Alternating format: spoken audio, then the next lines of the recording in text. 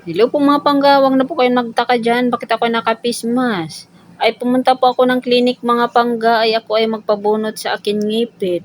Ay hindi ko na po matiis yung sakit.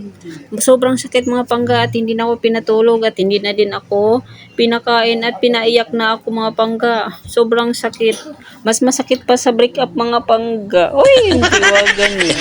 Yan mga pangga, habang ako nagpipila pa, ako ay nanginginig yung kamay ko at si Sis Diana po ay tumapos magpirma dyan mga pangga. Ay mag-fill up pala, ano ba ito? Hindi pala pirma mga pangga, fill up pala kasi po ako ay nanginginig na, ay biglang natakot si MJ. Ayan, natapos na mapilapan yung papel dyan mga pangga at sabi ko sa kasama ko ay ako ay natatakot na Sis Dayan.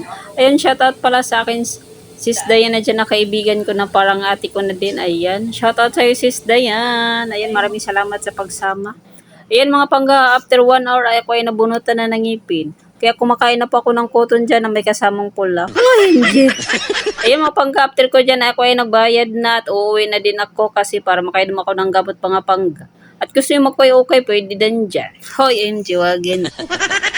Ayun mga pangka, kami naglakad papunta po sa pilahan ng trike. Noon yan, no, pilahan ng trike.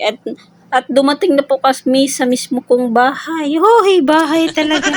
Ayun mga pangga, nakita ko na po yung ngipin ko ang sobrang haba. Marang ngipin ng wakwak. Oy, MJ, wagin.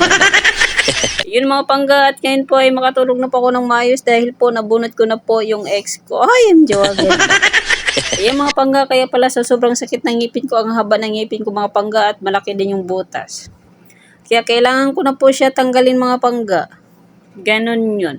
Para makatulog na po ako ng mahimbing at makakain na din ako ng masarap na pagkain. Hey, ay mga pangga, hanggang dyan na tayo mga pangga ay mayroon pa rin anesthesia. Abot pa rin sa ilong ko. Hoy, MJ, wag ganun. Sa ilong ko na lisina. Hoy, MJ, wag ganun. Yan mga pangga, alay niya talaga kumakamabod mga pangga sa sobrang haba ng ngipin ko mga pangga. Murang ngipin na talaga ng ano bang pera.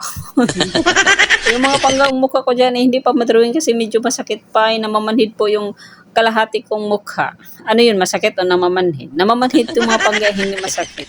At nagdudugo pa. O ayan mga pangga, kaya ganyan yung mukha ni MG mga pangga. O diba?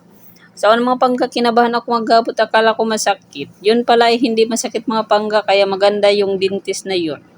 Magaan yung kamay niyo mga pangga at pulido talaga siya magbunot mga pangga at hindi biglaan. Hindi kagaya ng nakarang ko mga pangga ay masakit ay tatlong anesthesia. Nang ginagamit sa akin, masakit pa rin. Pero nagpabunot ako ngayon ng mga pangga ay anesthesia, isang anesthesia lang ang gamit. Yun mga pangga, hanggang dito na lang po yung video ko. Yung ngipin ko mga pangga ay gawin ko pong souvenir. Ipalaminate ko po yun. Alipasking ko sa harap ng pinto. OMG, wag ganun. Ayun mga maraming salamat sa yung panonood sa aking video. Ayan, shoutout pala sa mga kaibigan ko na Sis Jelly and Sis Rosemary and Sis Dayan.